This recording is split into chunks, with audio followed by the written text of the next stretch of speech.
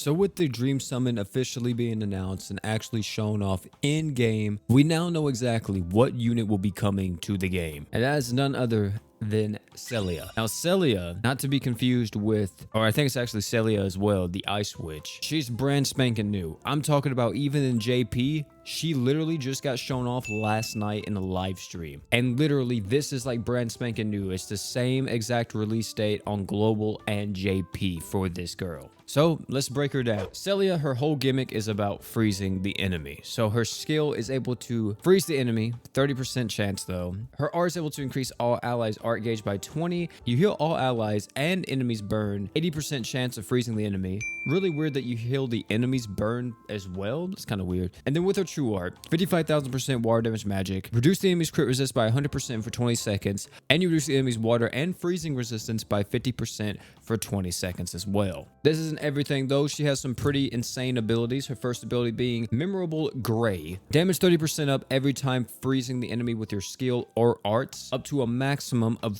300%. So unfortunately, you can't actually get stacks on this with like a freeze equip, so don't try to do that. She has Fatal Blow level 6, meaning 60% more crit damage, and she has freeze time reduction and freeze evasion rate 100% up. And that's pretty much it with her kit. I don't know if this girl is Celia or like the Ice Witch, but just a different version of her. I'm pretty sure it might be. So I'm not surprised that her entire gimmick is revolving around freezing. However, I do want to lay some stuff down here just because some people may think that this girl is absolutely broken due to the fact that you see the 100% crit resist down, the damage up from freezing the enemy and all that. And yeah, I mean, on paper, it looks really, really good. It's really weird to me though that she has 100% crit resist down, but she doesn't have ultimate freeze. She just has regular freezing from what it says on the global news section. She might have ultimate freezing, but from what it seems, it's just regular freeze. Which, if you guys don't know, regular freeze doesn't give you crit chance. The only one that gives you crit chance is ultimate freezing. But even with that, that still means that that is going to be really good, especially, for example, with her on mono water, she has one of the best crit buffers in the game, which is Vox. So I think she's offering a lot of good stuff here. If we look at like her debuffs, she's offering water resistance down, she's offering crit resist down, and she's also offering freeze resist down, which benefits herself. The main issue with this unit, her specifically, revolves around freezing. And let me tell you guys, freezing or any stats element in the game for that matter, whenever you have a unit that revolves around it, it is super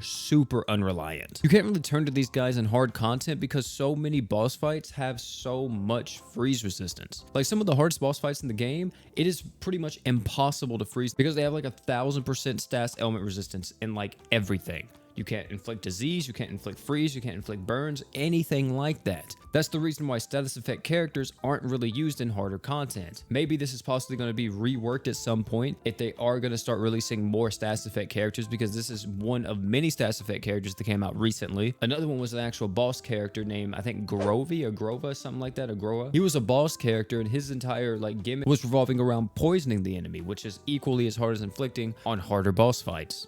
So if we look at it at face value and we look at her being able to freeze the enemy and you are wanting to, of course, ramp up her damage in that regard, I don't think she's going to be that good, especially in harder content where that damage up would be useful. I don't think you're going to be seeing it too much in action. I think even going like a complete freeze resist down build on this girl still wouldn't let you get a freeze off on some of the toughest fights in the game. But then again, the boss doesn't have to remain frozen. They just have to get frozen for her to get the damage up. But if we look at what she's doing for her teams in terms of the debuffs that she applies, 100% crit resist down is insanely strong. Like insanely strong. So strong that this debuff is only on one other unit, and it's Dark Mars X. And Dark Mars X, whenever you need to use them, I don't know if you guys have ever done any of the Ultra Relics. There are some Ultra Relics where you actually need them. I think one of them is the Deus Ex Machina Ultra Relic. And the Deus Ex Machina Ultra Relic, if you actually have Dark Mars X, he like eliminates the boss. And the 100% crit resist down, this being a debuff that everybody can benefit from, especially on your team, because more than likely you're going to be running 100% crit buff at some point. And the water resist down on top of it, you're going to be hitting insanely hard. Also, her modifier is really high, 55,000. And she has Fatal Blow, which is more crit damage.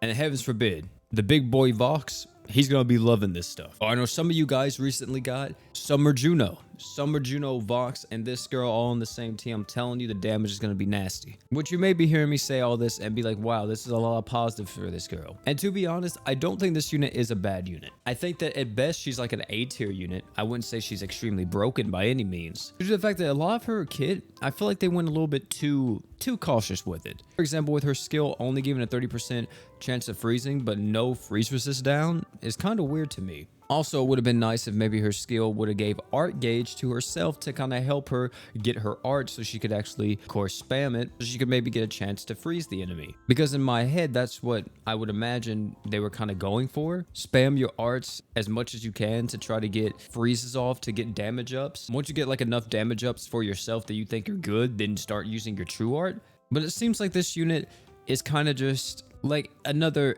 it's a cool unit on paper, cool design, but I don't think it's gonna be an uber broken unit by any means, which I think is actually good. Let me just say, the reason why I think this is good is because this unit is going to be coming out on the All-Star banner and the Dream Summon banner, and I think that with this being kind of just like a whatever unit, more so just like a fun unit to play around with, I think that's really good because this was like a meta breaking unit. I think a lot of people would be very upset because this would be tied to, like I said, the Dream Summon and All-Star banner, meaning that your chance of pulling this girl is even more abysmal than how it would be on a regular banner. So yeah, that's my thoughts with her. Of course, take this video with a grain of salt. We really won't be able to know how good she is or how strong she is until she's out and we kind of like play test her and, you know, see what we can do with her and, you know, see what we can do with her in terms of team comps and everything else. But I really don't think this girl is going to be anything too wild. But it is kind of cool because she's one of the first GS units to have a simultaneous release with Global and JP. So yeah,